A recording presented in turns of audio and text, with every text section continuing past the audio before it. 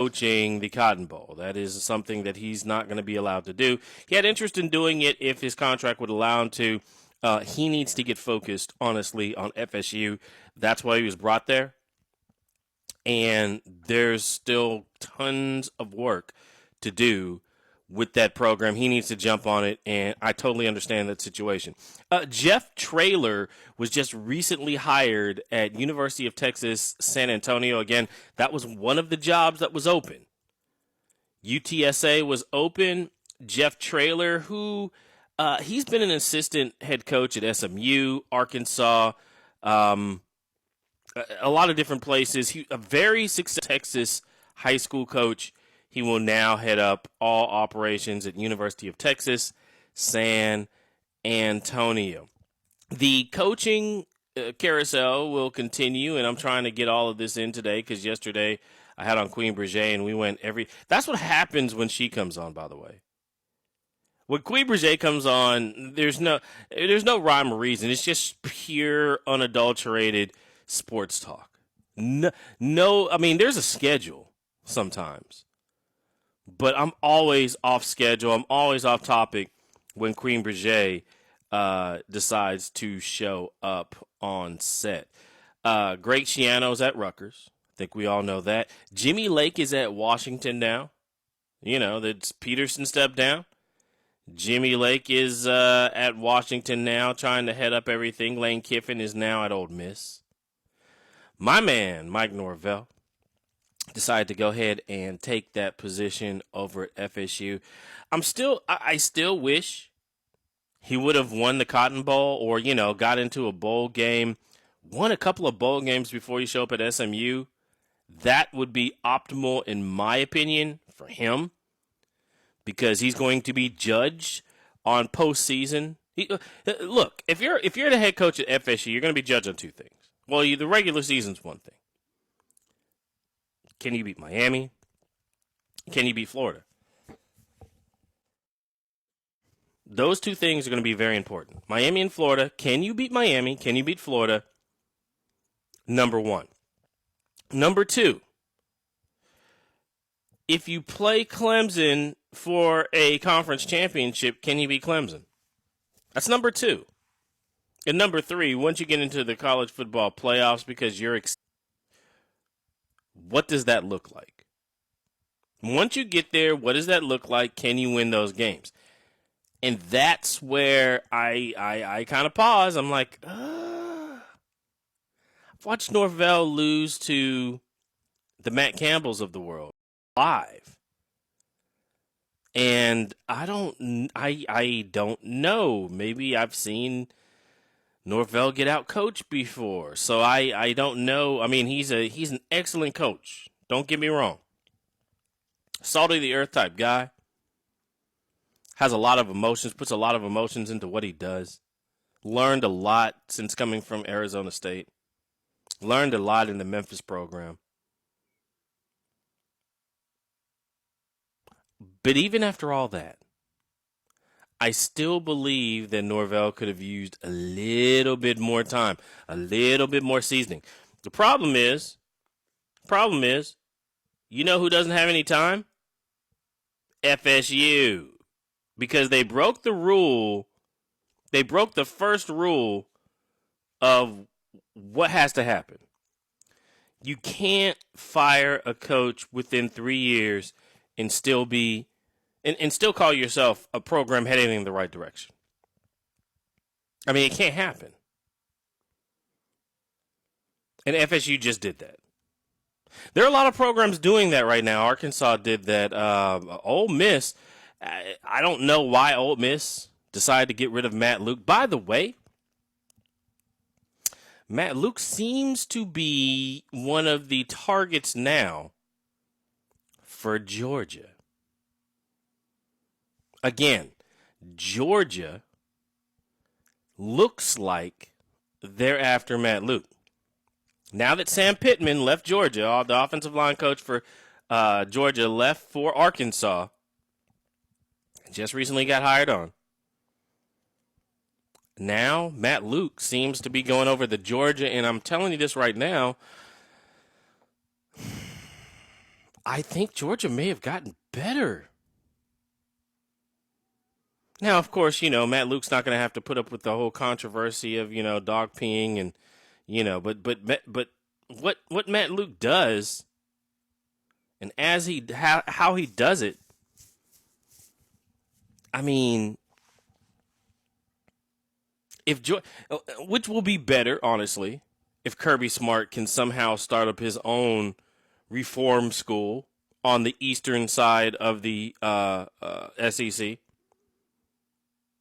Because Nick Saban has his own coaching reform school.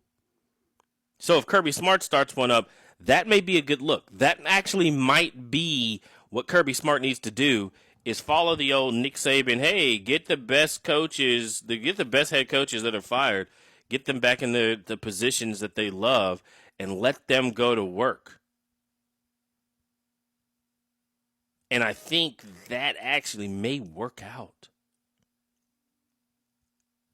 Georgia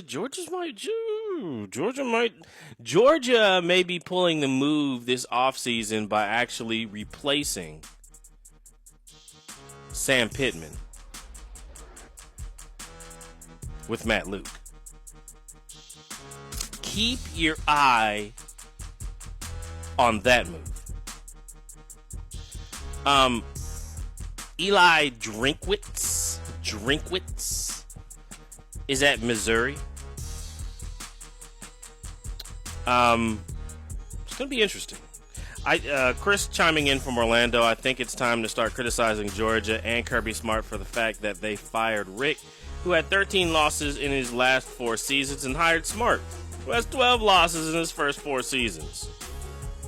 Just like you criticized Florida for getting rid of Coach Mack and replacing him with Mullen.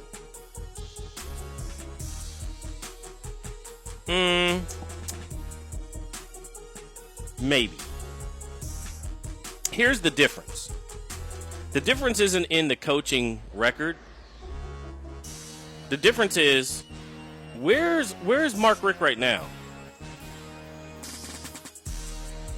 He's eating Cheetos, right? He's eating Cheetos on the beach. He doesn't want to coach, and that's different. Mark Richt's not that old. I don't even think he's 60 yet. But he's eating Cheetos on the beach. He's not interested. If Mark Richt was interested in coaching, don't you think he would have shown up as a possibility or a head coach for one of these open positions? Remember where we are with Mark Richt. I think it was a wrong. I will agree with you, Chris, that was the wrong decision by Georgia, unless they knew that Mark Richt just wasn't interested in coaching anymore. Went down to Miami, decided he's just going to step out of the way. I'm going to step down because I'm not getting this done. But Mark Richt would have been in the conversation at minimum for FSU. I mean, I'm wondering if FSU called Mark Richt anyway, right? Because if I'm the AD of FSU, I'm calling Mark Richt just to make sure that he's happy eating Cheetos on the beach, which was the last time he was spotted. Make sure before I go after North, right? I'm pretty sure that I'm pretty sure Boston College has made a call to Mark Richt. I'm pretty sure that FAU, if you're FAU, you're like, man, could you just come in on the weekends? If you're Mark Richt, could you just roll in on the weekend? Because I mean, why would you step down from your alma mater? And that's what Mark Richt did after a couple years. Unless you weren't getting the job done and you just didn't feel like coaching anymore. It's not like you're not even old enough to retire. But Mark Richt said, hey, man, I got enough money. I'm going to step aside and let things just roll out. So if Georgia had any idea that Mark Richt was within 5 years of just quitting coaching, really, as it turns out, it was like 3, but still, then you got to let the guys, like, look, man, if you're not in this for the long haul, then we've got to replace you. If you're thinking about retiring, then let's go ahead and move on with your succession plan. Oh, you want to coach your school before you retire? Well, look, we'll allow you to do that. Get out. If that's what happened, then that's different. I mean, it's not as if he was out here winning the SEC Coach of the Year right as he was getting fired. If he won SEC Coach of the Year within a year or two of him being fired, that would be different. But that's on Florida. Now, Florida has apparently standards that appear to be higher than what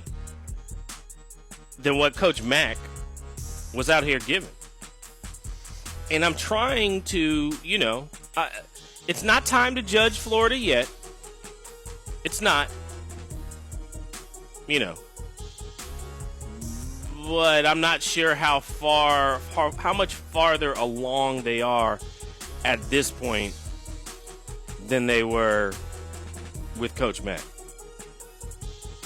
I mean, I still see a 10-2 season. Now, I guess there's a chance that Florida go into this bowl season and win a game and have 11 wins, which Coach Mack never gave him 11 wins. He gave him 10. He gave him 9. Of the 2 seasons that he coached, gave him 19 wins of the 2 full seasons that he coached. Right now, I mean, at this very moment, Mullen has 10 wins.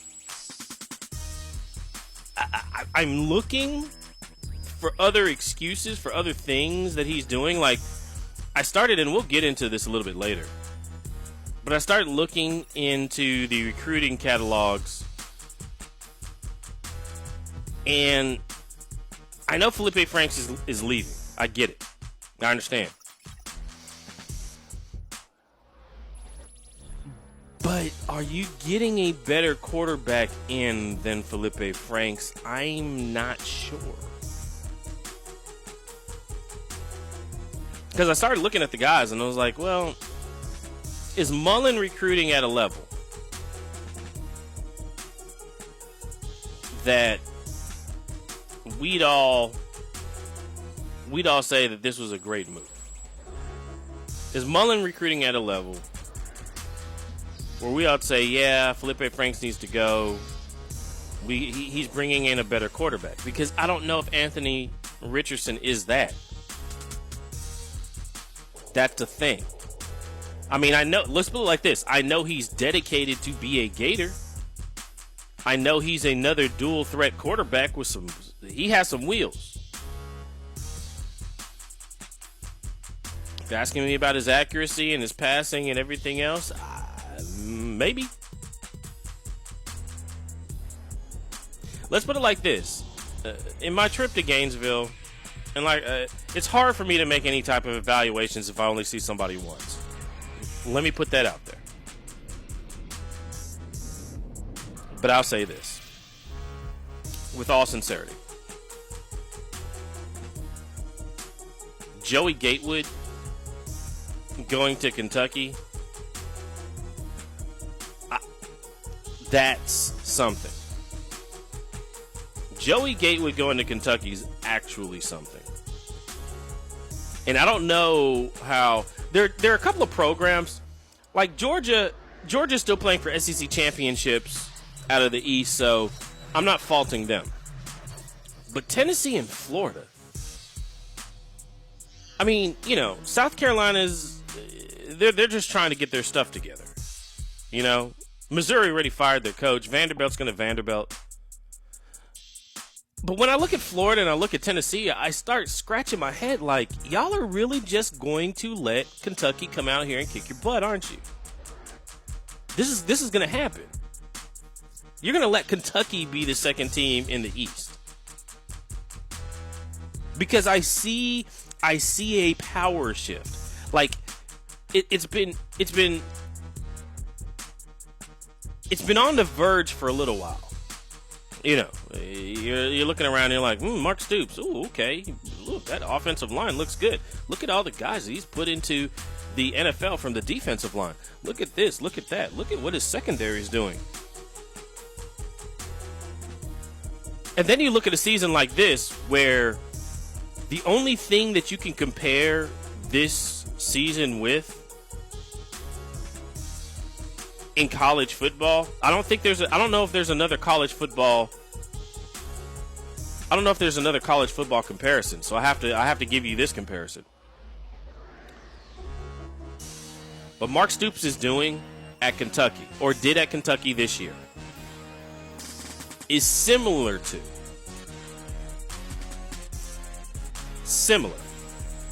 what's going on in Pittsburgh right now. Or we're talking about not really having. As a matter of fact, I'd honestly say that Mark may be doing a better job.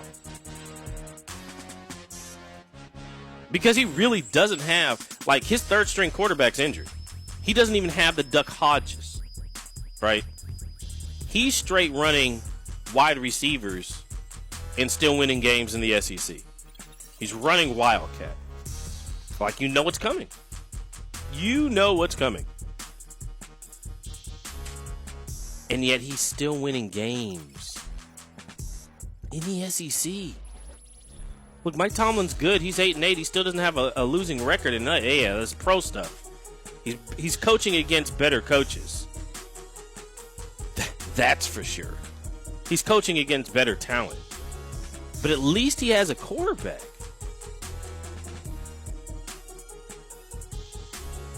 I look around and I kid you not, I don't know why this is happening, but I just see a power shift in the SEC.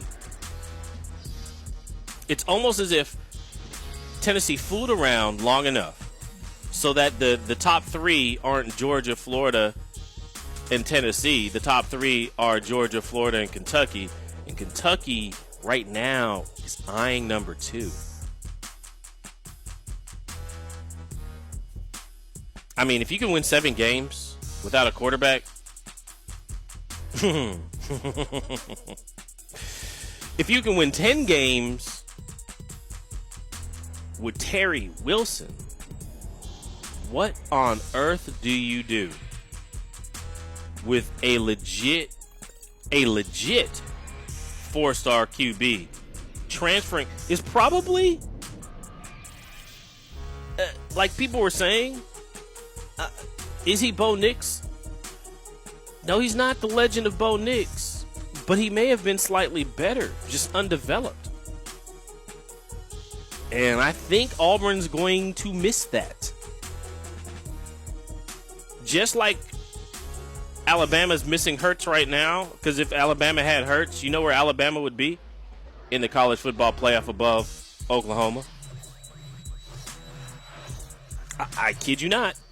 Oklahoma would not be in the college football playoff, and Alabama would be in the college football playoff, but for that transfer. I think the same thing's about to happen to Auburn. I think next year they're going to be looking around. Bo Nix might get hurt, and then all of a sudden you look around, where's Joey Gatewood? Oh, look at what he's doing at Kentucky.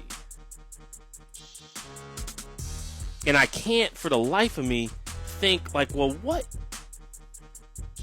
You're going to let a dude that's 6'5", 230 and runs a 4.5 as a QB just stroll? What are you doing? Auburn, you can't get this right. And then he's just going to stroll across the aisle over to Kentucky? Florida, are you okay with this? Kentucky's getting a quarterback that is better than any quarterback that statistically that you've recruited in the last few years. He's ranked and always was ranked higher than Felipe Franks. I mean, I don't know. He's ranked higher than any of the other quarterbacks that you all have had. Tennessee, you're not even close. I can't. And I sit back and I'm like, well, how on earth?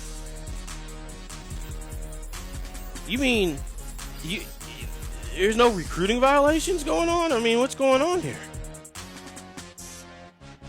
Of course not. I don't understand.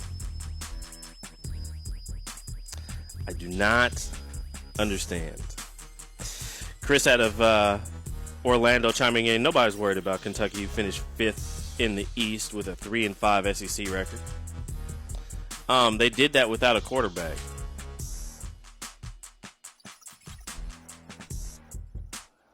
Not like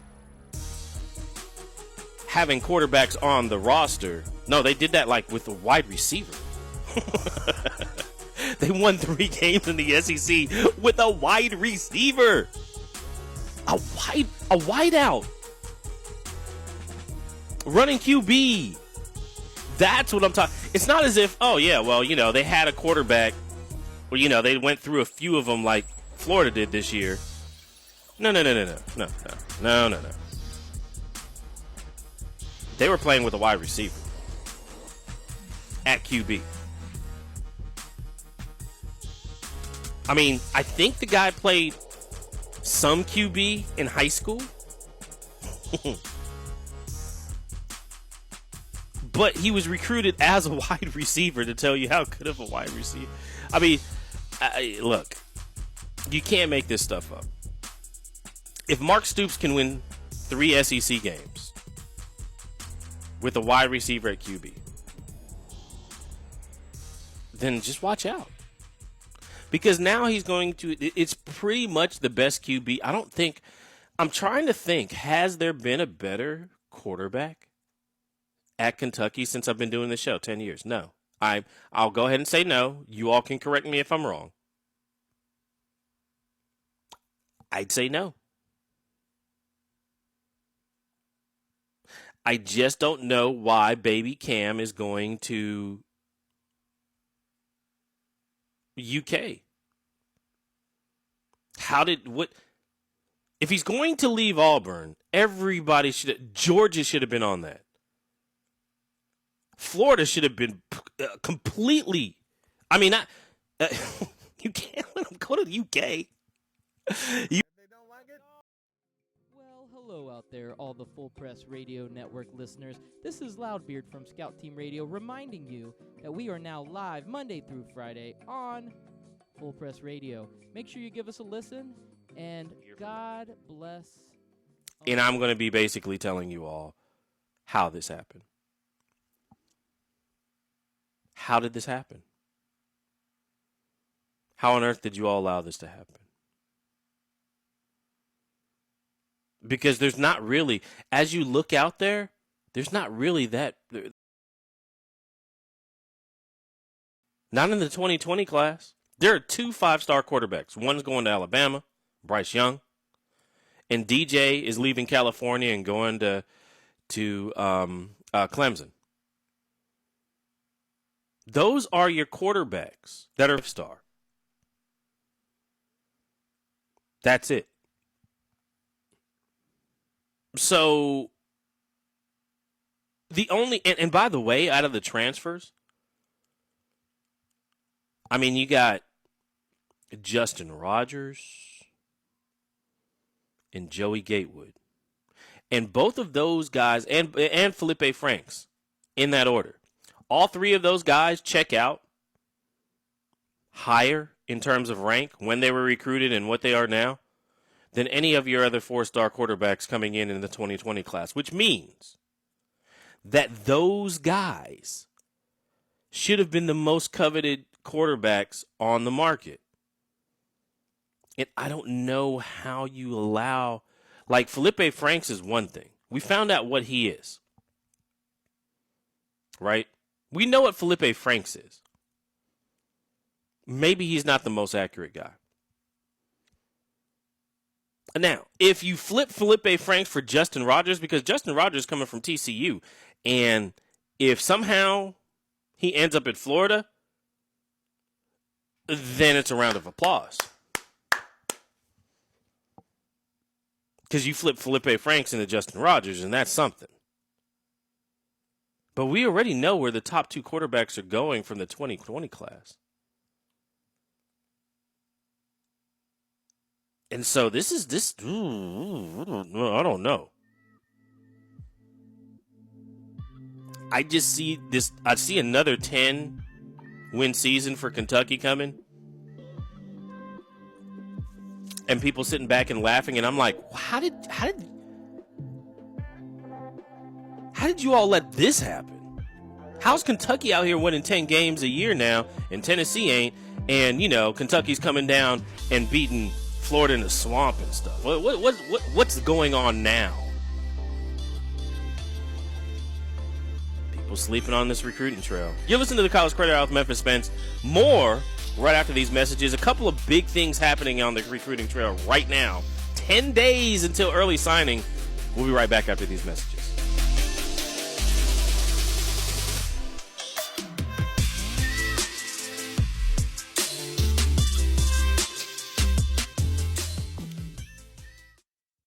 Megan, you're the most gorgeous woman I've ever seen. Say it again. You're the most gorgeous woman I've ever seen. Again? You're the most gorgeous woman I've ever seen. I'm sorry, what was that? You're the most gorgeous woman I've ever seen. Now, say it like you're feeding me chicken parm. Dream better in a better bed. Get bed matched today at Mattress Warehouse. SleepHappens.com. Sanderson Farms presents A Chicken Yours truly. at the food court. Well, hey there, little fella. Did you want to try a vegetarian veggie cube? All vegetarian. You'll love it. Oh, yeah, no thanks. But it's all vegetarian. See, chickens aren't actually vegetarians, so... But it's got kale. I feel like I'm talking, but you're just not really listening. Chickens are not vegetarians. That's why at Sanderson Farms, we feed them a balanced, protein-rich diet, because that's good for chickens. Sanderson Farms. Your cell phone's connected to your tablet's connected to your laptop's connected to your Wi-Fi. 1 weak link and thieves are in. The digital world is so connected these days, it just takes 1 weak link for criminals to get in. New LifeLock identity theft protection now adds the power of Norton Security to help protect against the threats of today's connected world. Your desktop's connected to your smart TV. Your smart TV's connected to your smartwatch. Threats to your identity, like your info for sale on the dark web, and online threats to your devices, like ransomware.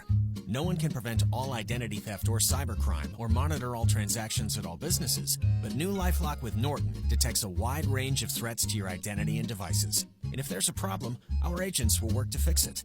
Your smartwatch is connected to your video doorbell. Your video doorbell's connected to your smart lock. Join now and get an additional 10% off your first year. Go to lifelock.com and enter promo code 100. That's promo code 100. New LifeLock with Norton. More detection, more protection. The Starlight Lounge presents An Evening with the Progressive Box. I take a bit of a risk singing that song, but of course the one place I never take chances is the road, where Progressive Snapshot rewards your safe driving. A good driver plus Snapshot equals big discounts. And speaking of math, 1 + 1 = 2, little too late. Progressive Casualty Insurance Company and Affiliates. Snapshot not available in California, North Carolina, or from all agents.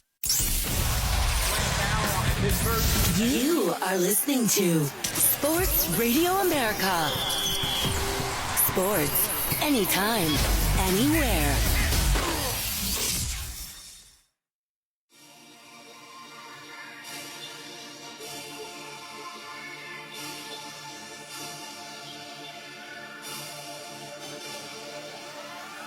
Welcome back. You're listening to the College Credit Hour with Memphis Spence.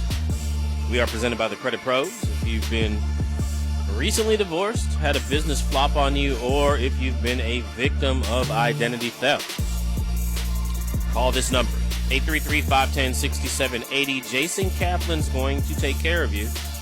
833-510-6780. Get back in the game with the Credit Pros. Paul in Nashville. Do I really have to sit here and listen to you hype up Kentucky week in and week out? Look, man, I'm not hyping up Kentucky. Kentucky's making moves. If Kentucky's not making these moves on you, there'll be no hype. I'm sorry, Vols fans. I'm sorry. I don't. And by the way, I can't. I'm not making this up. I'm just one of a few people that see this happening, and we're talking about this, behind the scenes, because we already know what the storyline for next year is going to be. What can Mark Stoops do with Joey Gatewood? I mean, that's what's going on. That's what we want to know. What on earth can he do with Joey Gatewood? Because that is a steal, in my opinion. A complete and utter steal. I don't know how you allow something like that to happen. I don't know why. I don't know how that. I don't know. It doesn't make sense in my opinion. Unless Kentucky's just there now. Where you go from Auburn to Kentucky. No questions asked. Hey, Auburn on this side of the aisle is here, knocking off, teams like Alabama. And yeah, I need to go to a team that's equal on the other side in the East. How about Kentucky? I mean, that's like when I lived in Kentucky, that'd be unconscionable. Like what? Yeah, let me go to the team in the East that actually can, get out here and win a championship. What? Kentucky? I mean, you're going to go, past Georgia, even though Fromm's out here struggling. You're going to go straight past Georgia. Somehow Mullen doesn't see what's going on. Gatewood goes straight past Florida. Tennessee, I don't even understand what's going on in Tennessee. Straight past Tennessee. Straight past all the SEC, and now we're in Kentucky. And I sit here and I look and I'm like, what just happened? Because if you're telling me that this doesn't matter, then I just don't believe you. I don't believe this may be in the offseason. I don't know if there's going to be anything bigger that happens in the offseason. That was a power shift. And I know there's not a lot of people talking about the power shift that just occurred. Yet, that was a power shift. And I just didn't, okay, yeah, Auburn's out here, beating up on Bama. Yet, their QB that's not starting somehow. But like I said, out of the guys, Bo Nix. I mean, his father, first of all, had history there. I told you that. Plus, Bo Nix just doesn't get sacked. That was the thing about Bo Nix. He just did not get sacked. And when you start looking around, you're like, well, he's not taking any sacks, fellas. I don't know. I don't know what I can tell you other than, hey, the guy doesn't go down. He doesn't take any sacks.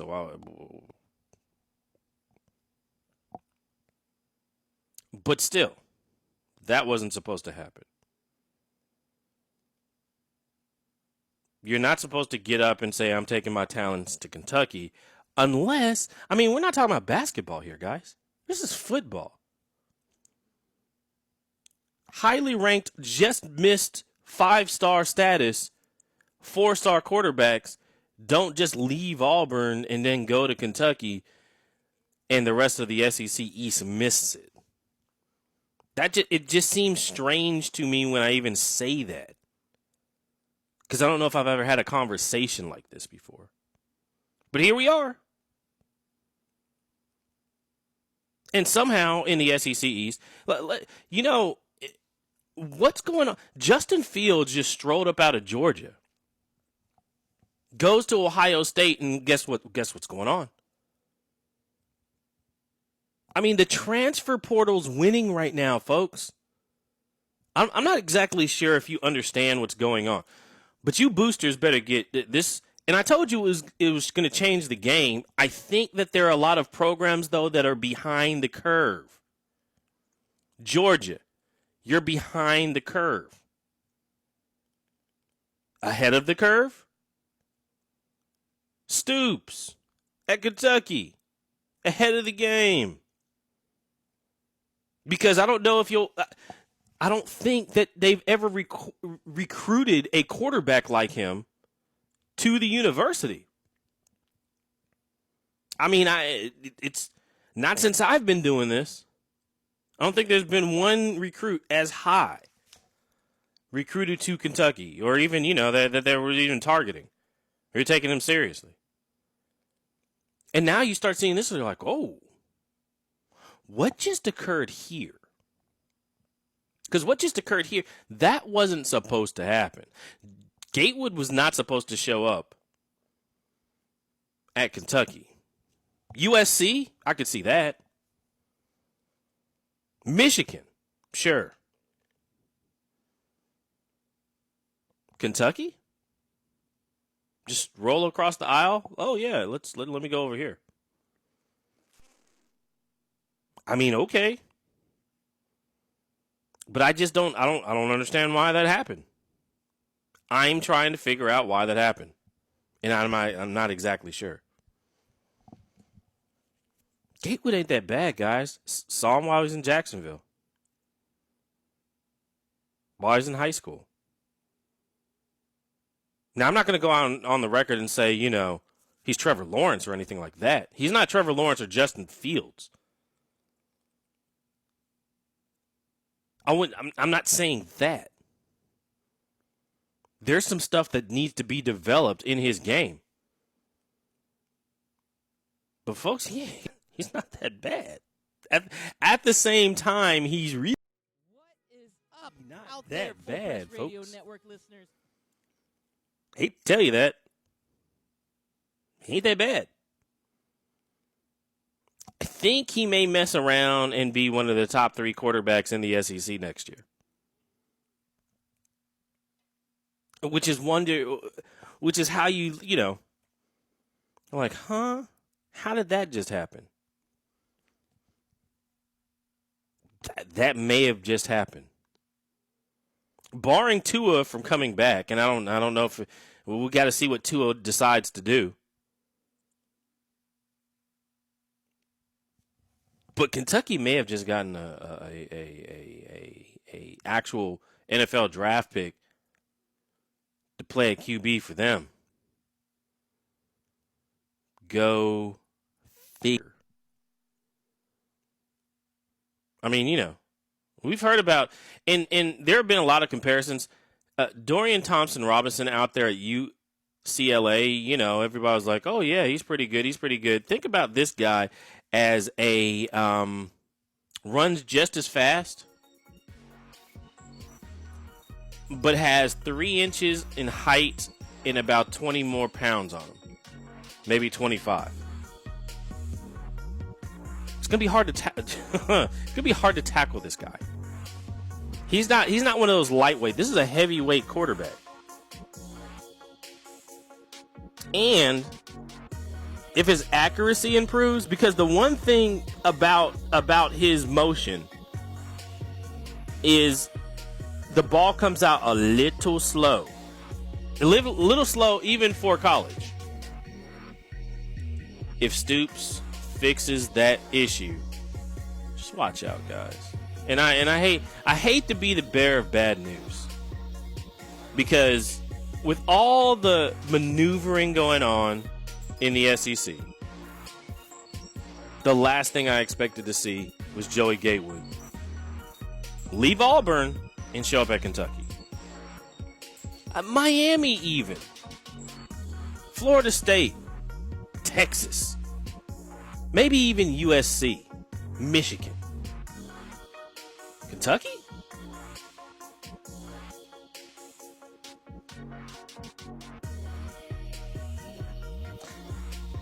A year from now, just mark this episode, take it, record it, play it back to yourself a year from now. We're looking at a 9-10 win Kentucky season if the dude doesn't get hurt and Mark Stoops works on his throwing motion. I mean, if he's going to have a year to do it, I think it might get done.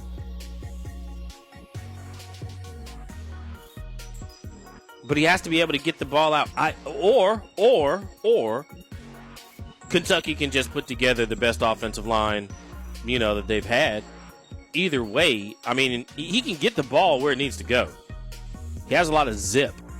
It's just that his throwing motion is not as clean and quick as you would normally see a quarterback that only has like 3.5 seconds to get it out. And he telegraphs some stuff too much. Even though he can get the ball there, sometimes he stares down some receivers. But that all can get fixed. Michelle, Memphis Spence, go right ahead and keep hyping up Kentucky. Loving it. I just pointing out what's going on. Michelle in Kentucky's loving this. I don't know what happened, Paul. What happened to Tennessee? I mean, you've already given up your allegiance to the school you went to, Vanderbilt. What happened to Tennessee, then? What? Chris is out here saying, Chris in Orlando, I remember when Vandy had an NFL quarterback named Jay Cutler and there was no power shift. They finished 3-5 just like Kentucky did this year. Also, beating Arkansas and Missouri and Vandy isn't impressive. Wyoming and San Diego State beat those two teams. Well, yeah, I mean, I guess it's not that impressive. Right? I mean, Georgia State beat Tennessee, right? That's not impressive. These SEC teams are going down to some jokers. So I guess beating an SEC team just isn't impressive anymore. If BYU and Georgia State can beat you, it's not good enough. It's not impressive. I mean, but Tennessee did win their last 5,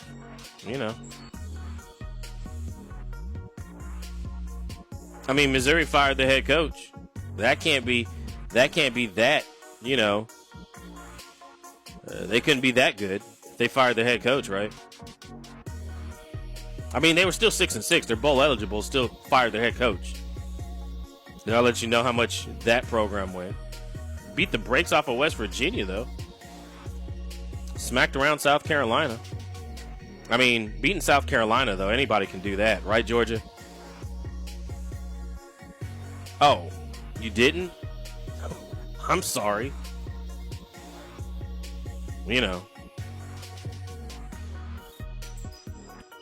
Missouri was ranked when Vanderbilt beat them. There's just a round robin of nonsense in the SEC East. A round robin of nonsense. Beating Vanderbilt can't be. I mean, Vanderbilt's only SEC win this year, I think, was Missouri. So beating Vanderbilt, no. Nobody gets put. Everybody beats Vanderbilt. Right? UNLV beat Vanderbilt, so there you go. And Vanderbilt's not really in this discussion. Unless you're Missouri and you're losing to Vanderbilt. If you're Missouri and you're losing to Vanderbilt, yeah, you got to make a coaching change. That's the only thing that you can do now. And let's see if Drinkwitz can do anything. Because you can't be out here beating West Virginia, knocking down Ole Miss, which I guess that wasn't that hard this year, and then just losing to Vanderbilt and going on a slide.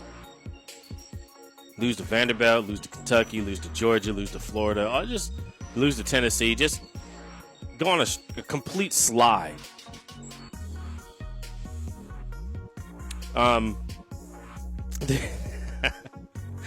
Everybody's active today.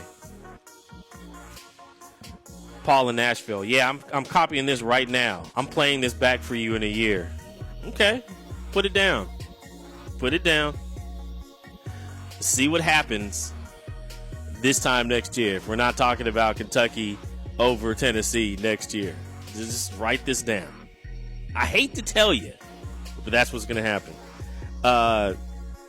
Chris in Orlando, you should leave off the season championships to Tennessee. That's their thing, not Kentucky's thing. Yeah? Well, Tennessee and their season championships. I mean, look, I don't know what's going on in the SEC. The SEC East is pretty much hot garbage right now. I mean, seriously, if you look around, and that's why I can't necessarily take any of those SEC East teams seriously right now, because there's a lot of if Kentucky's out here beating you guys with a wide receiver, they can get 7 wins with a wide receiver. If they can beat 3 SEC teams with a wide receiver at QB, you're doing something wrong. Right? If South Carolina is knocking off the SEC East team that's playing in the SEC Championship, there's something wrong. Right? I mean, I'm not making all it. This actually happened this year in the SEC. So I'm kind of beside myself. I'm like, well, what did I just watch? Why is it that one of Florida's closest games was to Miami? The same Miami that lost to FIU. What am I watching? Is any of this real? Is Virginia going to wax Florida somehow? I don't know. I don't know what's going to happen. I hope it doesn't happen. I hope the Who's don't knock off the Gators. Because that would be a travesty. Hey, it's our first, real bowl game. Let's go ahead and knock off Florida. Hey, that's not going to happen. Like, I don't expect Memphis to go to the Cotton Bowl and win. Norvell's at FSU. We shouldn't win that game. If we win that game against Penn State, do you know the trash that's going to come out? I mean, it's one thing if Memphis beats Vanderbilt when James Franklin is coaching Vanderbilt. That's one thing. But it's something completely different if James Franklin's out here coaching Penn State, our head coach takes off, and an assistant steps up and beats James Franklin with Penn State. I don't think he'll ever leave it down. I think James Franklin would have to sell his home and move to Canada, should that occur. I'm just happy that Memphis got into the Cotton Bowl. Let's just pick up that check, handle business, show off to some scouts folks, and get back home without getting injured. Because Memphis shouldn't beat Penn State. Let's be honest. Not without Norvell. Could Norvell out-scheme James Franklin? Well, yes, he could. I mean, he never has, but he could. Fuente did. That was a different circumstance. Like I said, that was Memphis and Vanderbilt back in the day. Fuente figured out how to out-scheme James Franklin, but,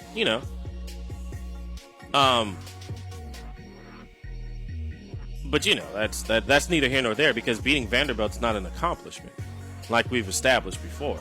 Isn't that right, Paul?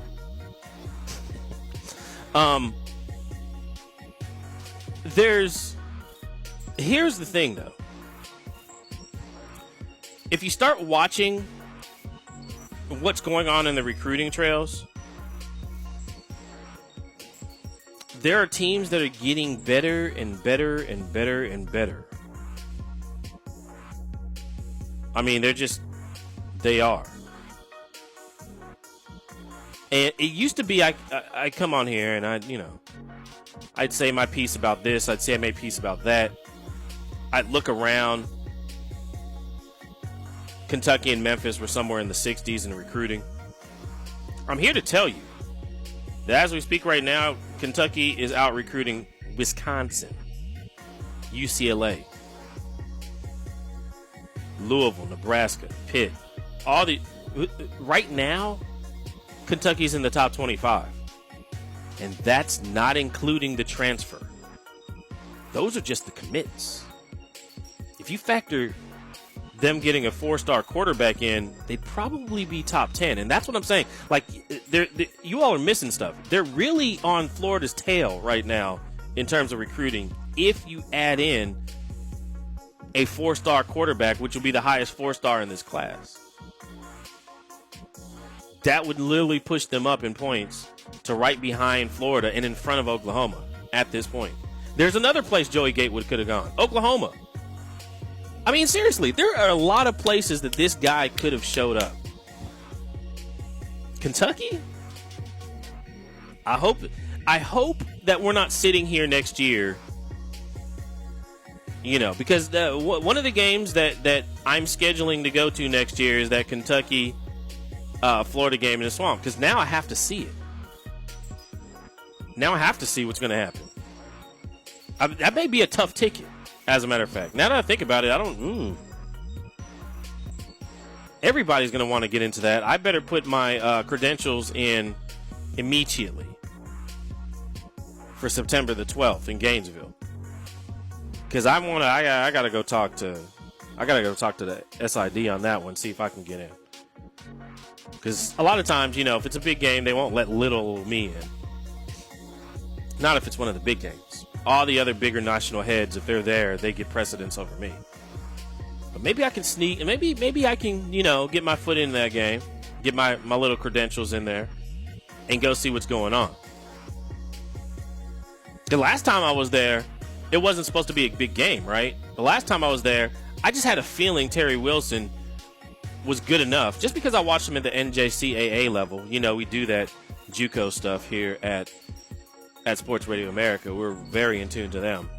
I just thought that he may actually have a shot at beating this 22-game streak that Florida had going on. So I just happened to be there. None of the national people were there because they didn't think it was going to happen.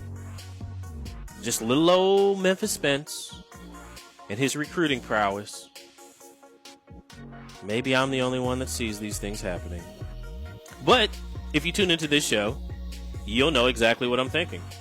And I'm just sitting here looking at this happening right in front of my eyes, where Kentucky has a top 25 recruiting program already and is getting the third best. If you look at it, maybe the third, in between third or fifth, objectively, best QB in terms of the transfer and or recruiting, period. So what's that going to do? Georgia's going to continue to be Georgia. I don't know what Fromm's going to do. I don't know what's going to happen there. I don't know if Georgia gets better. I think Georgia just holds rank. Auburn's getting better in recruiting. They're in the top 10 right now. Florida's directly behind them, and behind them is Oklahoma and Oregon. LSU and Alabama battling for second and third, and Clemson right now is dominating recruiting, and that's unusual for Clemson. That's unusual. As a matter of fact, I think Clemson drops down to 5. Because Clemson being this high at this point, unless they really hold on to all these 5 stars, and I get it, they have a lot of commits. I mean, let's put it like this. If Clemson finishes up what they're about to do, they would have more 5-star commits than LSU and Alabama combined if all of them sign right now. And I just don't. If that happens, knowing that Scott's coming down here to USF, if that happens, there's a new king. There'll be a new king in recruiting should that happen. Because you just don't pull off. They have 6 5-star recruits right now. Brian Breesy, one of the best defensive tackles in the nation. As a matter of fact, maybe the overall best player in the nation out of Maryland. Plays at Damascus, which is a powerhouse in college football. Miles Murphy, that's going to be beside him, which that's cheating. You know something? I just looked at this defensive line. That's cheating. You can't get, that's cheating. You can't get 2 of the top 5 guys. As a matter of fact, really the 2 top defensive linemen in the nation and put them next to each other. That's cheating. How's anybody supposed to throw a football if you have these 2 6'5", 290 guys coming at you? Clemson, don't do that to the ACC. I mean, they can't block you already. Don't do that. That's cheating. You listen to the College Quarter Hour with Memphis Spence. Tons more to talk about. By the way, they have one of the only 5-star QBs that's committed to Clemson. Are they just going to restock every year like this? I mean, look, you could have Clemson going undefeated for years if they keep this up. You listen to the College Quarter Hour with Memphis Spence. Stick around.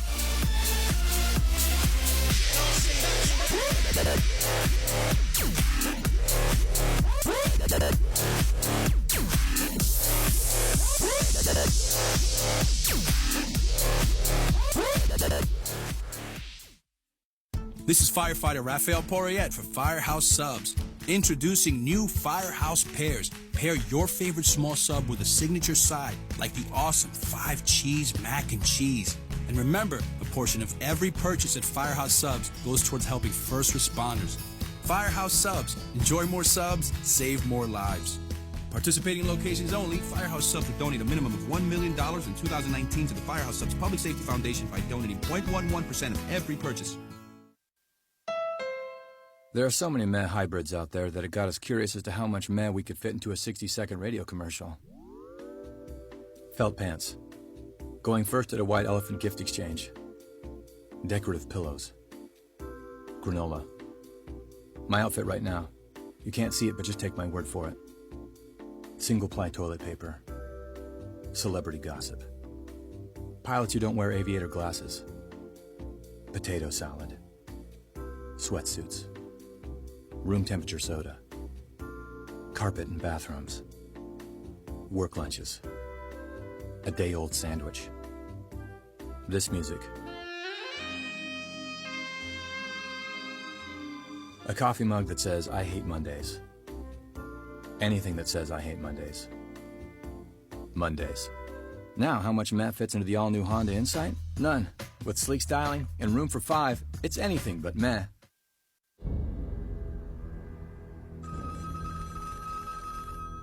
Hello? They're lying to you. Lying? Who is this? You think you two are happy. I'm sorry, You think you're in a good relationship. You're living a lie. You're being deceived. They're fried. What? In oil. What exactly are we talking about here? Your nuts. My nuts? Your nuts. Your precious snack nuts are fried in oil. Ugh. No one ever told me they were fried. I thought they were a good choice. You didn't hear it from me, but Fisher oven-roasted nuts are never fried. They're just nuts, oven-roasted with sea salt. That's it. Huh. What a nice man. Fisher oven roasted nuts. Never fried, nothing to hide.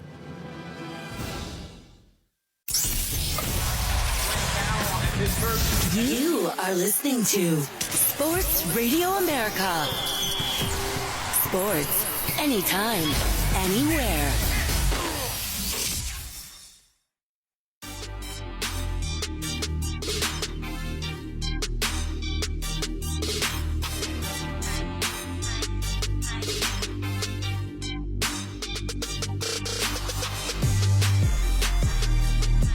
And we're back. You listen to the College Quarter Hour with Memphis Spence.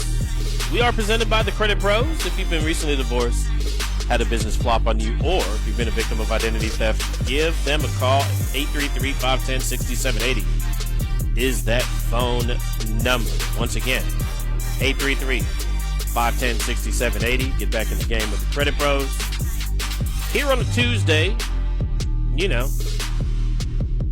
Steve Berkowitz just put out something showing that there were at least 24 assistant coaches making more than $1 million, whereas in 2009 there was only one. That's wild. And you know what else is wild? And Barbecue Troy did point this out over the break. Memphis Spence, you brought us the whole Bo Nix stuff. Why wouldn't I believe you? Well, I don't know. I don't know why anybody else is kind of questioning what the actual outcome's going to be. But there are going to be some questions. There have to be some questions. Because I would definitely be questioning my coaching staff if I would let that happen with Joey Gatewood. I would. I'm serious. That's something that Chris chiming in from Orlando. Again, don't hate on Missouri now. They've won the East more than your off-season champs, Kentucky. Woo-hoo. The Digs. Off-season champs. To be honest with you, I guess that's better than being just a champion at life like Tennessee, right? Just champs at life. Champions at life. Vols. So, look, man, I get it. I understand. It's hard for some of you all to understand what needs to happen in order for your program to get over that hump.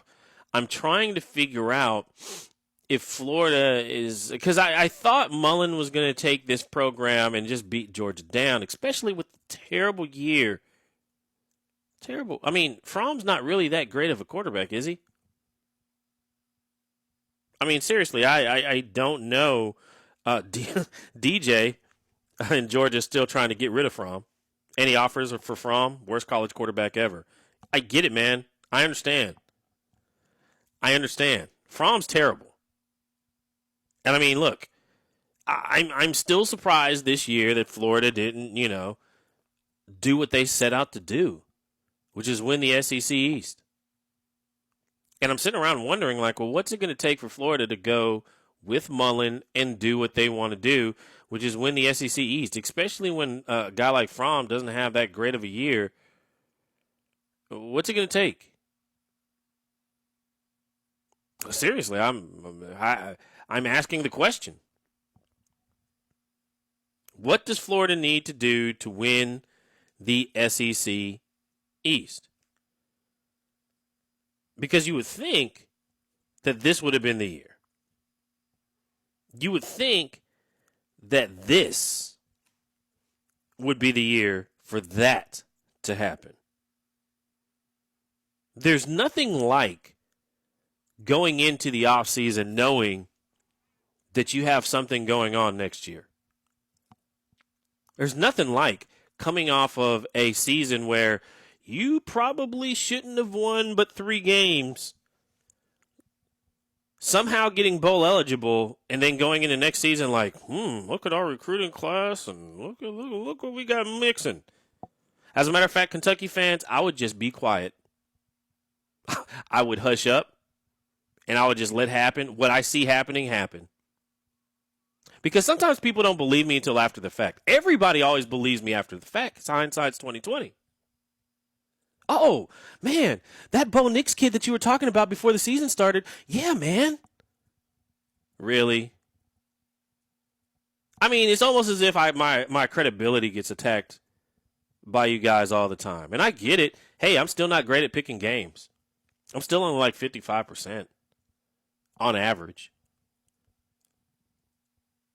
That's good enough to, if you're a gambler, that's good enough to work off a 10% spread, but it's not that great. In terms of talent evaluation, though, back up. I've seen kids in high school, and I've called it out plenty of times.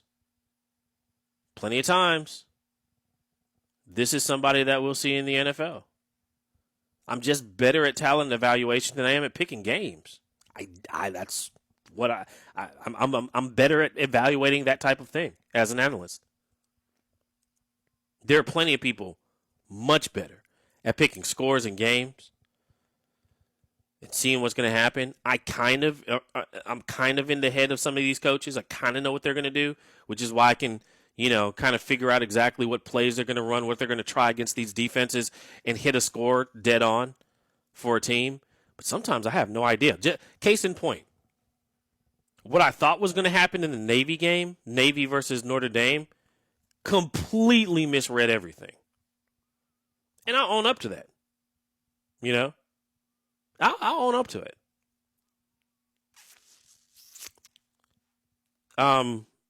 But I have to tell you who I think's good.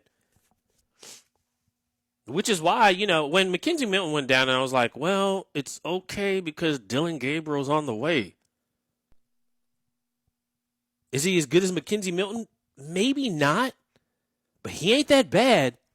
Him and Tua have been battling at it. And if you're asking me, the freshmen that I think have a shot this year, Bo Nix was number 1. Dylan Gabriel is number 2. What happened this year?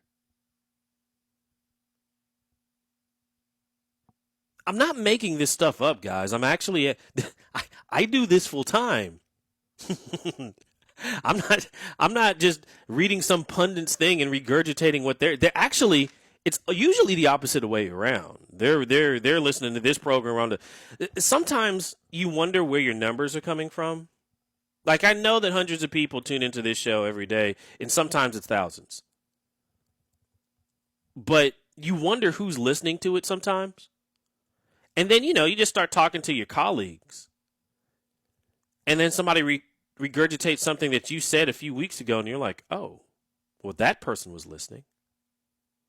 You'll start reading tweets, and it'll be line by line what was said, but in their tone of voice. And I'll be like, oh, well, that person's listening. And I'm not trying to, it's okay. Everybody can listen. I don't need the credit. I get to sell the information. It's not like I'm sitting out here. If I wanted credit, if I was a credit hog or, wanted to be very popular like I was in high school, that's what I'd be. I'd be more like Clay Travis. See, Clay Travis right now is who I was in high school. Highly popular everywhere. That's kind of who I was. We've kind of flipped places. Now I want to sit in the shadows and be like, well, let me just get this money. I don't have any. I don't want with that type of fame, guys. It ain't cool. There are too many people watching you. There are people staked out at your house. This is nonsense, dude. I don't want any of that. I don't care about any of that. But if you're sitting around wondering why, why would the NFL Players Association invite this guy over all these other analysts to come out and be an analyst at their bowl when they have the pick of the litter from across the nation? It's the NFL Players Association. Well, ask yourself, why do you think that happens? Seriously. If somebody there wasn't listening and realized, hey, and by the way, took my advice and brought some of those kids to the NFLPA Collegiate Bowl that I was talking about from the beginning, then maybe, just maybe, I would never have gotten an invite.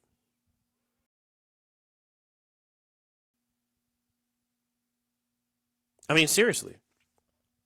And sometimes I'll let you guys know. I mean, like Chauncey Rivers coming out of the tight end, or the defensive end, not tight end, the defensive end coming out of Mississippi State. Dude's going to be playing in the NFL. And that didn't matter whether he went to the NFLPA Collegiate Bowl or not. And I casually say this to you, but then it happens. And I'm not the one pulling the strings. I just know the talent behind some of these guys because I carefully watch what each and every one of them can do. Now, they could always get put in a bad situation. Happens to the best of them. But me knowing before you knew, well, and to be honest, it was really a PR stunt somehow. I still don't. I look back at the NFL draft from a couple years ago, and I'm like, I can't believe Lamar Jackson was the 5th quarterback taken. I just can't. I'm sitting there just cringing. Like, are you kidding me? How are they passing over Lamar Jackson? And even, I get bashed all the time. Who are your top 3 quarterbacks? I was like, well, Lamar Jackson. Oh, you're taking Lamar Jackson over Sam Darnold? You're an idiot. Okay, I guess I'll be an idiot, guys. I'm sorry. I don't mean to be ignorant of everything that I know. I don't mean to be, I just want to tell you guys the truth. Is that okay? Is it okay for me to tell you that? I'm not trying to upset you. I'm not trying to trigger you. I just want to tell you the truth. If you're interested in actually listening to a real analyst tell you what the real skills of an actual player is, just tune into the show. I'm not going to hype him up because I have some sort of affiliation with the SEC. I'm not going to hype him up because I have I told you where most of my fan base is. You know what the cities are. You know that this show caters to the American Athletic College or Conference. You know Cincinnati's a big one. You know Memphis, Dallas, Houston, Orlando, Tampa. You know where these schools are. You know where my audience is. If there's anything that I cater to, it's the American Athletic College or Conference, because you'll hear more about that here than you anywhere else probably in the nation. But I'm not like an SEC homer or a Big Ten homer or, Pac-12 homer. No. No. I'm the one telling you, guys, look, the American Athletic Conference is better than the ACC statistically. And then somebody comes like, he's got to be lying. Then somebody checks the statistics. And they're like, well, wait a minute. Now we can prove. Look at what these statistics say about the ACC compared to the American Athletic Conference. Well, I've been telling you that. But you all want to believe Power 5, right? That's what you want to believe. You want to believe what they're telling you. And I'm sitting here telling you, I'm like, look, I don't know. Danger, Will Robinson. There's going to be a power shift in the SEC. It's on the horizon. I see this happening, and I don't know why it's happening. I don't know who's sleeping on this. I'm not making this up either. Kentucky football is going to be a factor to deal with. I don't know how they're getting these recruits. Somebody explain to me how a program that was recruiting at or on the level of Memphis is now recruiting better than West Virginia, better than Texas even. How is that happening? Is this real life? And this is like people that just kick back with their legs like, oh, we ain't got nothing to worry about. Florida, watch out. Getting beat in the swamp once was something. It may have been a fluke. But they're coming this year, right? I just want to point that. My name is Loudbeard. I am one. This is a year in advance. Don't say, Memphis Spence, you didn't warn us. Because I'm warning you right now that Kentucky team next year is going to, because the recruiting class from this year was relatively impressive, but they're getting a little bit of icing for their cake now. And I'm wondering, wait a minute, what happens if Kentucky gets top 25 recruiting classes from here on out? Because that used to be a program that didn't do that.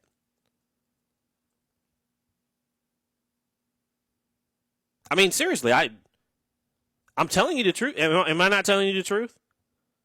That was a program that there weren't a whole lot of top 25 classes in recruiting from Kentucky. What happens if Kentucky starts out recruiting Tennessee? They're on their heels.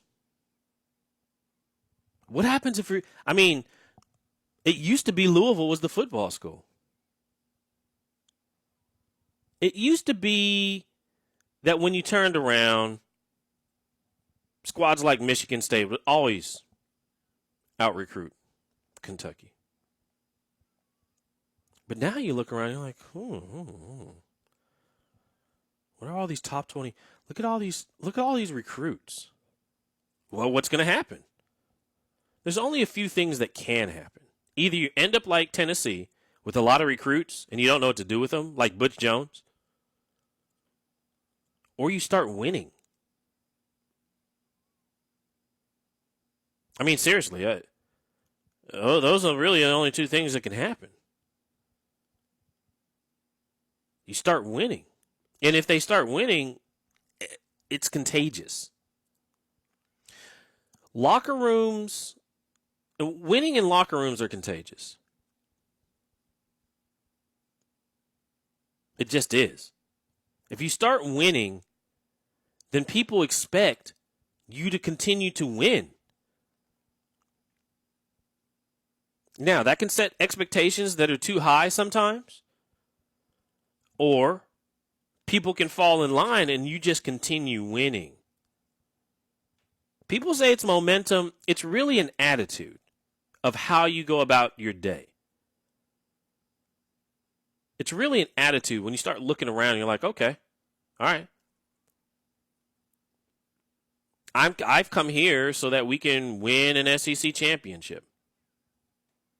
And actually believe that you can, not just coach speak, but real belief that you can actually win an SEC championship. Because if you really believe that, if you really, and if the guys coming are really on board, then something special usually happens. I mean, seriously, it's usually something wild usually happens.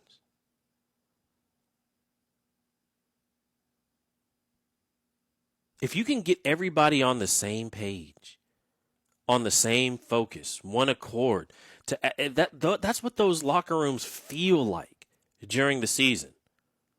They feel like, case in point, Memphis, a program that was recruiting was terrible. Recruiting still isn't great, but I mean recruiting was terrible. Like there were a few FCS programs that were out recruiting Memphis, and now they're winning a conference championship. That's different. That's unique. That doesn't happen. It just doesn't happen.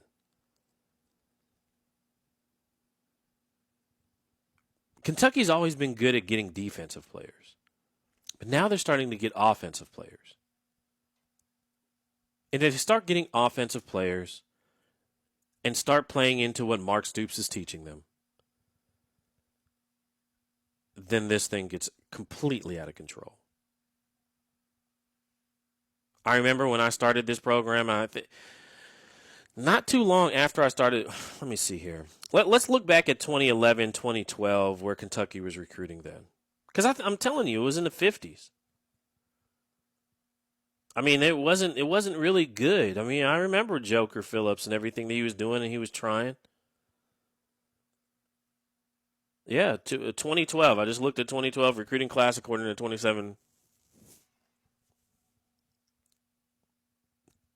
24/7 Sports, and it was 50.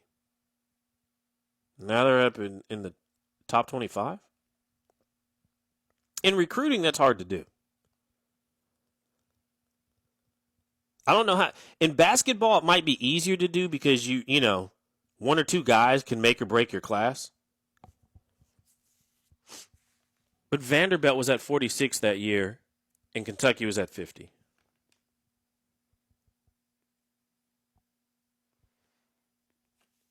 Think about that. I mean, Kentucky was out-recruited by Vanderbilt back in 2012. And now what are we talking about? I think Mark Stoops is just that good. Sometimes a coach comes along and just completely rearranges what you're doing. I looked at 2010, the year I started. Year this program launched. You know who was 49 and 50th Well, let's read out 45 down in terms of recruiting. Boston College was 45. Wisconsin was 46. Terrible year for Wisconsin. TCU was 47. Southern Miss was 48. Southern Miss. 49 was Kentucky, and 50 was UCF. Kentucky used to be recruiting around Southern Miss and UCF, folks. That's what I'm telling you. Now I'm telling you that they're in the top 25 and getting one of the 5 best quarterbacks in college football for next year. And that's an amazing turnaround. And that takes a lot of dedication. That takes not firing your coach after 3 years. That takes a lot of foresight. It's something. Chris in Orlando is putting this on record. He wants you all to know, all you Kentucky fans to know, that Florida will take care of Gatewood like they did Bo Nix this year. And he also pointed out to me, I don't think anyone doubts how good Gatewood is, just that it won't spell a top 2 finish in the SEC East. That is, if you're right about the first one, then you may be right about the second one. But Florida, you're going to have to do your job. Because they're right there. If I haven't lived long enough to actually sit here and watch the Gators lose to Kentucky with a quarterback that had some of the skills, I think Terry Wilson maybe, I don't know. Terry Wilson was easier to tackle than Gatewood. Honestly, he may have been a hair faster, a little bit more twitchy, but he's a little bit more fragile too. There's a reason why they call Gatewood Baby Cam, because he's literally like when Cam came to, and you Florida fans know this, when Cam came over, he was basically the same specimen that Gatewood is, just raw. But 6'5", 230. That's what Cam was playing at in college. The same kind of guy.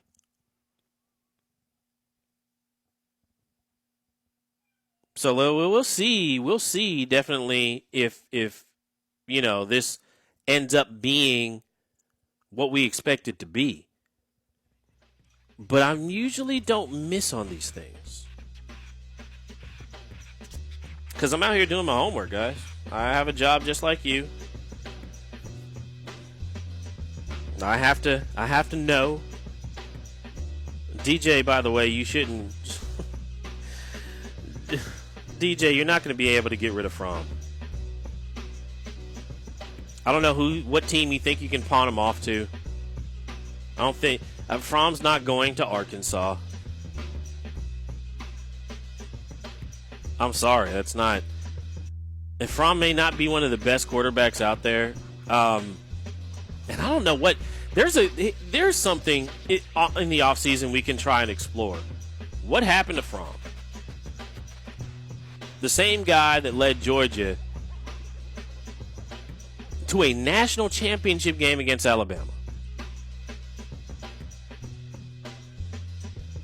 A national champion that they were winning in the first half is the same guy Georgia fans want to ship out the door. And I get it. I mean, the transfer portal is winning. If there's anything that's changed college football, and like I said, you can see this a mile away. I wasn't the only one that said this. It was very easy for me to tell you that the transfer portal it's like free agency for college football. Of course it was going to change the game. I just think there's a lot of people that are kind of slow on what's actually occurring. I'm telling you boosters, so that you can make sure that your AD knows that you all can do something about this. Kentucky already sees what's going on. They already know what's going on. But you know who is the innovator of this whole thing, this transfer portal thing? Lincoln Riley. Before the transfer portal thing became a thing, Lincoln Riley was on it, trying to get guys to transfer to Oklahoma, trying to get quarterbacks to transfer to Oklahoma. By the way, how do you think he's doing at that, guys? What grade would you give Lincoln Riley on getting quarterbacks to transfer to Oklahoma right now? A+? I mean, he's the one that started it. It's just like when you see something working, go do that. Oh, you're unhappy? Oh, you poor 4 or 5-star quarterback. Let me help you get over here. That's what, hey, Mark Stoops isn't stupid. He's like, look, man, it's, my brother used to coach over there and he wasn't doing that. But you know, this guy named Lincoln Riley's doing that and it seems to be working for my brother's old school. How about I try this at Kentucky? And that's what's going on. I'm just saying, get Ryan Day. I mean, think about it. Well, who are the guys? Who are the people playing in the championship right now? Orgeron. LSU's never had a quarterback. Well, Orgeron's like, well, how about we go get one? Well, you can't recruit one? Then just go get one. Go get Joe Burrow. Ryan Day's like, oh, man. Can't believe Joe Burrow left. You know what I'm going to have to do? I'm going to have to find one of these free agent quarterbacks also. Justin Fields, come on down. Justin Fields is like, what, I can go to Ohio State and play? Okay. I can leave Georgia and go to Ohio State. Cool, I'm down. Who are in... Look, I said this earlier, and I'm going to reiterate myself. Alabama would be in the college football playoff right now. Right now. Not, and without question, if Jalen Hurts didn't transfer.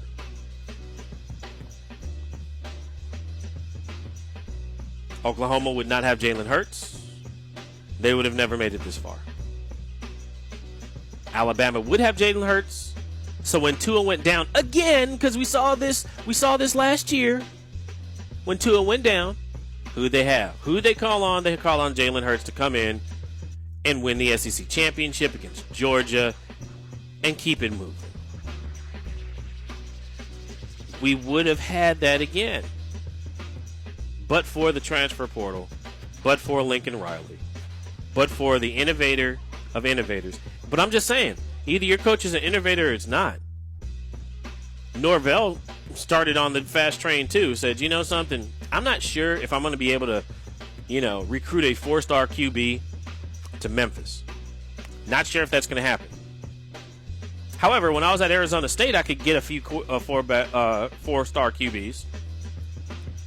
And now that I'm in Memphis, I may be able to just keep my pipeline open, because if Arizona State over there in the Pac-12 can get those 4-star QBs and they get 3 or 4 of them, I can get one to come over here and it'd be okay. Innovative. And it's not, look, this is not rocket science, folks. Go get yourself a quarterback. Go snatch yourself a quarterback.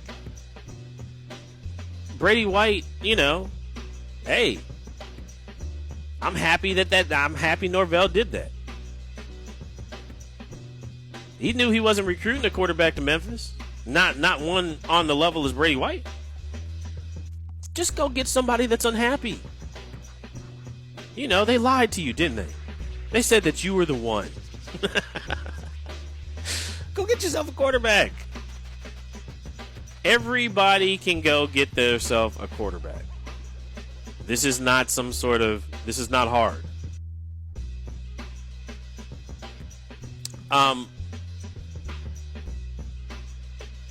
Other recruiting news, because the recruiting's heating up. And what we're finding out now will make an impact in 10 days. what we're finding out right now, it's going to we're in the stretch run now. And I don't know why the NCAA did this in football, because now you have to fire your coach mid-season, kind of like what Florida did. You got to do that because early recruiting. You got to have somebody in place really before December if you're doing it right. I don't know how you can do that because, the championship games, generally speaking, like they just passed, right?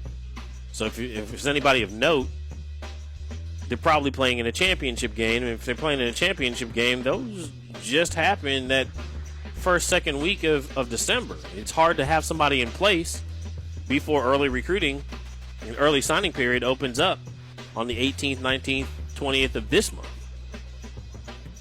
Kind of puts it puts a stranglehold on things. But the top QBs that are available, here are your top QBs in the transfer portal. Justin Rogers at TCU. Joey Gatewood left Auburn, went to Kentucky.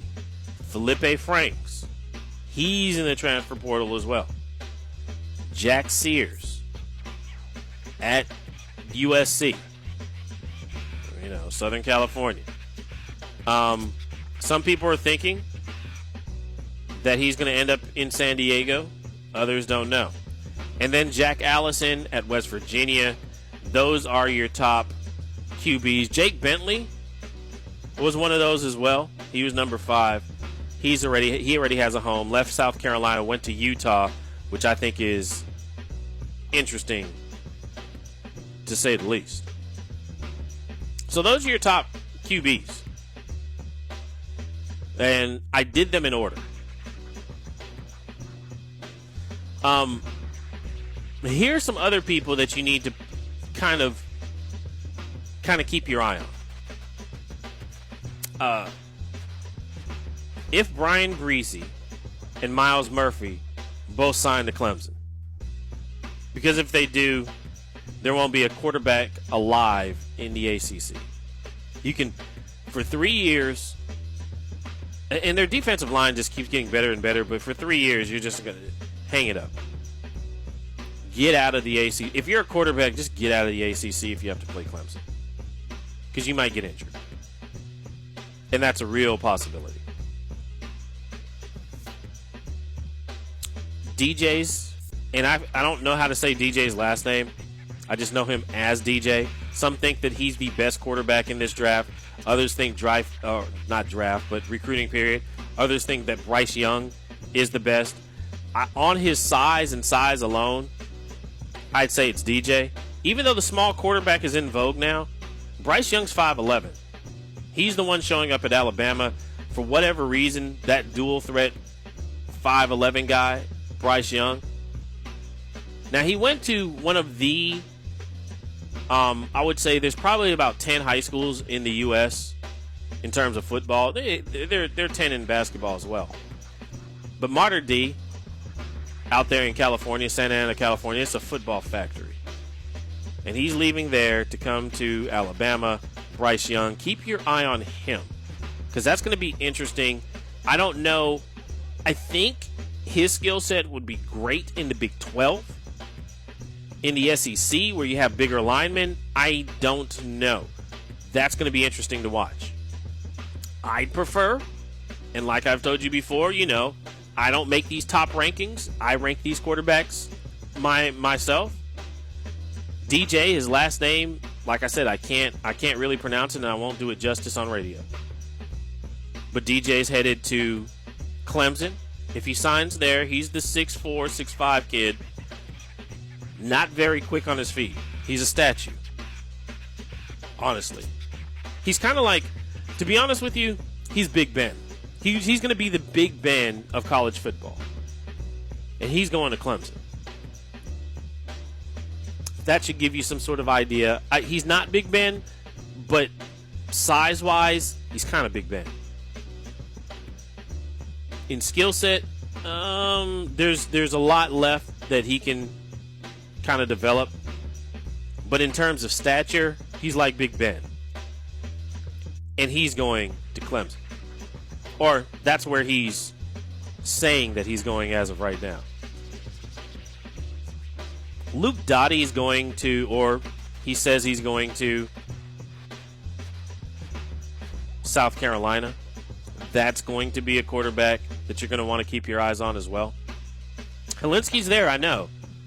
But if anything happens to Helinski, Luke Doty is going to be showing up right behind him. I have questions about Hudson Card, and I have questions about Haynes King. I do. Both of those guys are showing up to Texas and Texas A&M respectfully. I got questions about both of them, though. I haven't seen them in person. I'll say that. That's my disclaimer. But from what the film that I've watched, I don't know. I don't know. We'll see. Fairly accurate, both of them. But it feels as if they can't read the defenses. And that's in high school. Jay Butterfield at Oregon is going to be very interesting. Some people think that he's... I don't know. This may be a bad comparison, so let's not... I don't want to jinx the kid. Yeah, I'm not going to compare him. That actually may be me. Jay Butterfield is going to be a very tall, mobile quarterback. He's not a running quarterback, but he's very mobile. 6'6", 200 pounds. You'll be able to watch him at Oregon. Tennessee has a guy in Harrison Bailey that he may be the answer. Tennessee, you just might have the answer at QB. Maybe. We'll see. Anthony Richardson going to Florida. I got questions. Drew Payne going to Notre Dame. I got questions. Chubba Purdy. He's probably going to get killed at Louisville. But everybody says he's better than Carson Beck. Now, I don't see that. I don't. As a matter of fact, people think Anthony Richardson. Now, Anthony Richardson is faster than Carson Beck. I mean, he is. But I don't think he's as accurate as Carson Beck. It just depends on what you want to do with your quarterback. It really does. But Anthony Richardson will be showing up at Florida. Carson Beck at Georgia. Carson Beck, I don't know if he's going to be the answer. I don't know if he's going to be more accurate than Fromm. But I know that he has an arm. Jeff Sims showing up to FSU is going to be interesting to see what Norvell can do with him. He's pretty much raw talent. Raw talent. We're going to have to teach him how to read defenses and everything else. He has the same, but he's ranked appropriately. He's ranked 15th in this 2020 class. The guys where I'm really questioning, like Haynes King going to Texas A&M, I got the same questions about him as I do Jeff Sims. Except he's ranked 5th. And Sims is ranked 15th. So I don't know. There's some questions that I have with these guys. Maybe I haven't watched enough film on Haynes King.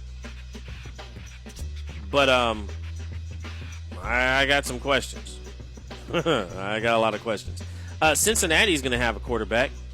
I think he'll do well in the American Athletic Conference. Evan Prater, 6'5", 190. Cincinnati kid anyway. 4-star kid that people think is better than Max Johnson, who's going to be showing up at LSU next year. That's right. Right now, Cincinnati's QB, people think is going to be better than Max Johnson, showing up at LSU. So there are some names to make sure that you're aware of. By the way, Memphis, Keelan Brown is showing up out of Louisiana. He's another small kid, 5'11", 6 foot. Just an athlete playing QB. And USF, you have Tate Rodemaker. Tate Rodemaker. And those are the Mason Garcia, by the way, may be one of the better quarterbacks showing up in the American Athletic Conference. He's 6'4", 220. He'll be showing up to ECU. It's really interesting next year. Because if these guys all sign on the dotted line, now, from what I understand, and here's the drama I was talking about, I don't know what C.J. Stroud's going to do. Some people think he's going to Ohio State. Other people think that he may be a flop and go to USC. I have no idea what C.J. Stroud's going to do, but there is a little bit of drama in his camp. I think, personally, he's probably top 3, definitely top 5. Because even though he's ranked 6th on 24/7 Sports, he's better than Haynes King, hands down. The question is he going to Ohio State? Or will you find him now, knowing what happened this year, will you find him looking at USC or somewhere in the Pac-12? Will he show up to a Pac-12 school, or is he going to Ohio State? There's the question. C.J. Stroud is still available for recruiting. A lot of people had him going to Ohio State, but there's some drama in his camp. I'm not sure where he's showing up. Maybe he wants it that way, but he may be available, folks. Let's just put it like that. He may not have made his mind up completely as to where he's going.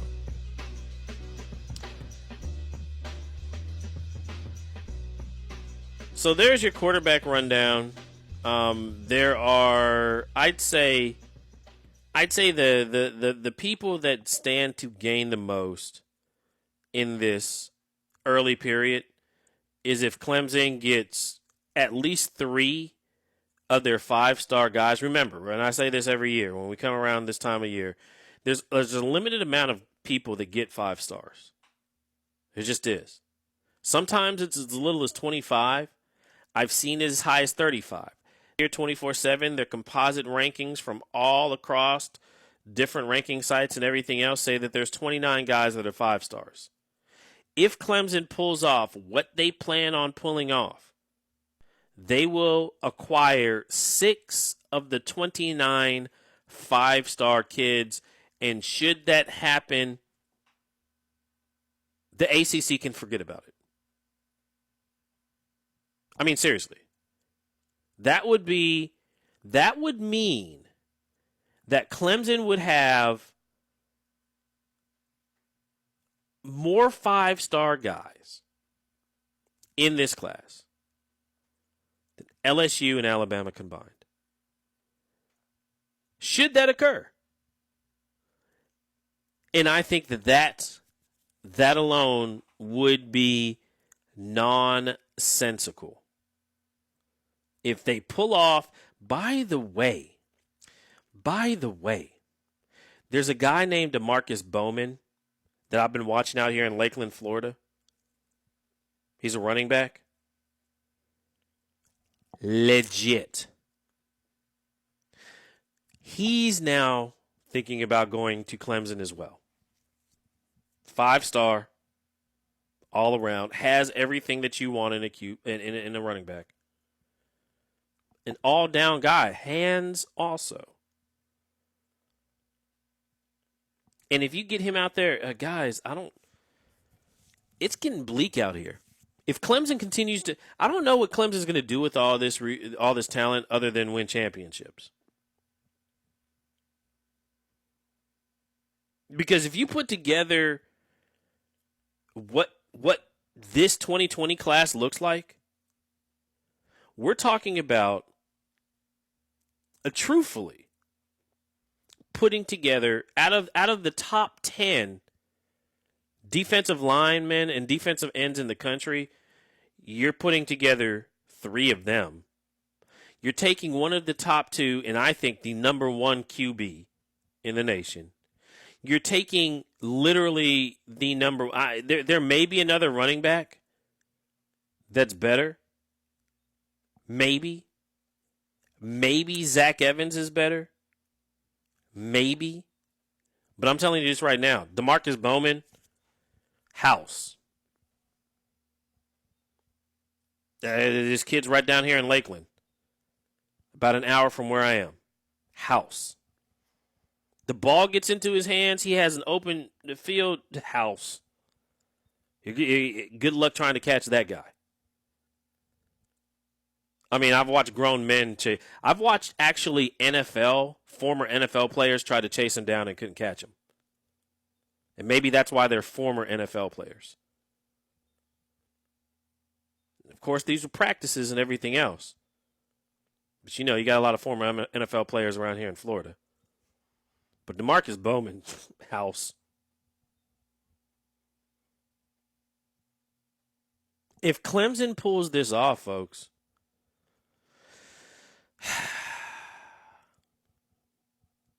I don't know what to tell you. I really won't. If they actually get 6 5-star kids, that's cheating. Out of 29? You can't have all that talent. I mean, because it's very rare when you have all that. Remember those Miami teams back in the day where you look at them like, man, everybody's going to the NFL. And everybody did. That's what Clemson's going to look like if you keep allowing them to get classes like this.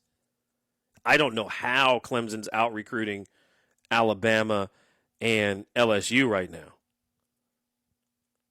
I mean, yes, they're the defending national champs. Yes, they haven't lost a game, but it's still Clemson.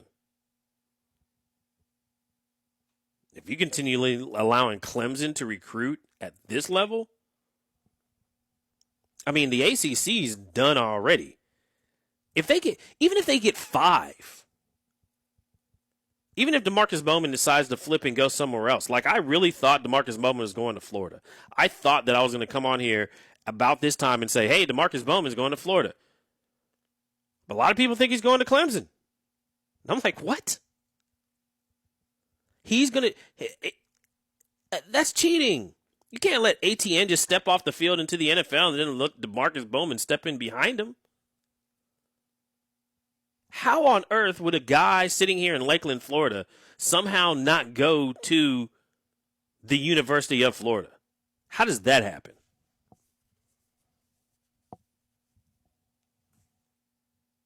I mean, is there a bag man with money that we don't know about? Are they doing the Memphis recruiting style? I mean, so you got to start asking some questions now. How is it that a guy that's probably only, 2.5 hours from Gainesville, and everybody knows about him. It's not everybody in Tampa knows about him. Everybody in Orlando knows about him. DeMarcus Bowman sitting down here, and I just automatically thought, like last year when I heard about him and went out to go see him, oh, yeah, he's going to Florida. How do people think he's going to Clemson now? And more so, how on earth would Mullen let that guy out of the state? They brought Mullen over to recruit a guy like this. Not let him go dancing off to Clemson. These are guys that Florida used to have in their back pocket. And if he didn't go to Florida, then he went to Miami. So that could tell you where Miami is in terms of where they are in recruiting. And if he passed up Miami, then he was going to Florida State. But a guy like this never got out of the state. 5-star running back? No, he doesn't get out of the state of Florida. How's he going to Clemson? Defensive tackles, that's one thing. Wide receivers, sure. 5-star running back that doesn't fumble? Man, I'm going to shut my mouth. Because, hey, Norvell's just getting to FSU. Willie Taggart, this is probably why you get fired, dude. If DeMarcus Bowman hasn't signed, if you're not recruiting DeMarcus Bowman and everybody knows about him, then you're getting fired. But you're still farther away. You're in Tallahassee. I want to hear if this isn't, and this is something that you can circle. 10 days from now, we'll know where DeMarcus Bowman's going. And if it is not the Gators, everybody should have questions for how Mullen let this guy get out of the state. Because it's one thing if you're getting fired and you're not holding up your bargain in recruiting like Willie Taggart. Because if you're not recruiting this guy, we'll pass. It's another thing if you're too worried about your turnover chain and losing to FIU for you to come up here and recruit this guy in Lakeland. That's something different. But if he's down the street and, Mack is getting fired because Mullen's a better recruiter, which he is. But if Mullen whiffs on a guy like a 5-star running back that's down the street, how are you going to win the SEC East if you're doing that? This guy is going to Florida until further notice. I still don't believe that he's going to Clemson. If DeMarcus Bowman shows up in orange, guys, I don't know what to tell you. But that would be a significant loss of talent.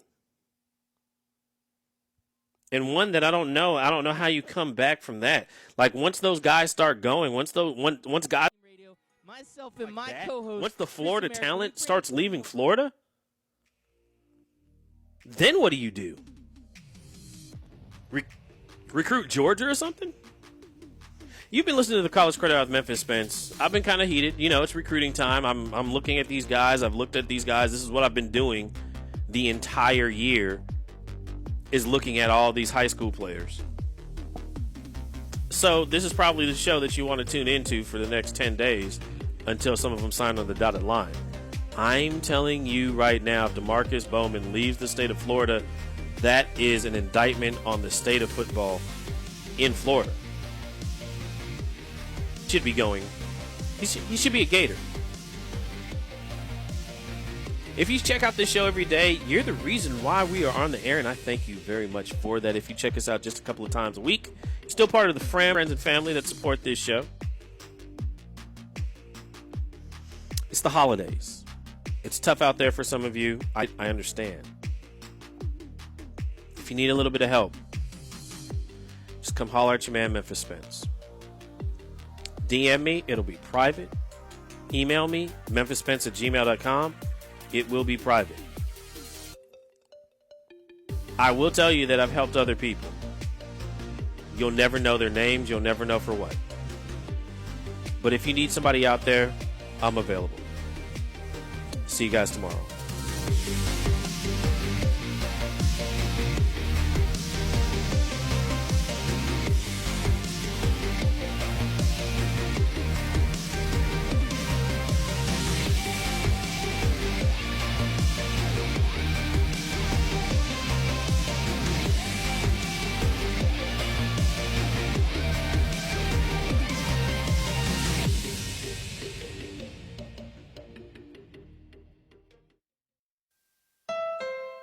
There are so many meh hybrids out there that it got us curious as to how much meh we could fit into a 60-second radio commercial.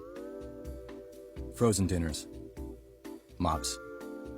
Receiving a calendar as a gift. Tofu burgers. This guy's name in the phone book. Greg Smith. Getting charged for extra sauce. Sporks. Fake plants. Fluorescent lighting. Counting money that isn't yours. Waiting to eat because your girlfriend is taking pictures of the food. Correcting someone's pronunciation of acai. It's pronounced acai. Please stop that. Couches with plastic covers. The middle seat. Talking about your fiber intake. trying to fix your mom's computer over the phone. Now, how much meh fits into the all-new Honda Insight? None. With room for 5 and standard Honda sensing, it's anything but meh.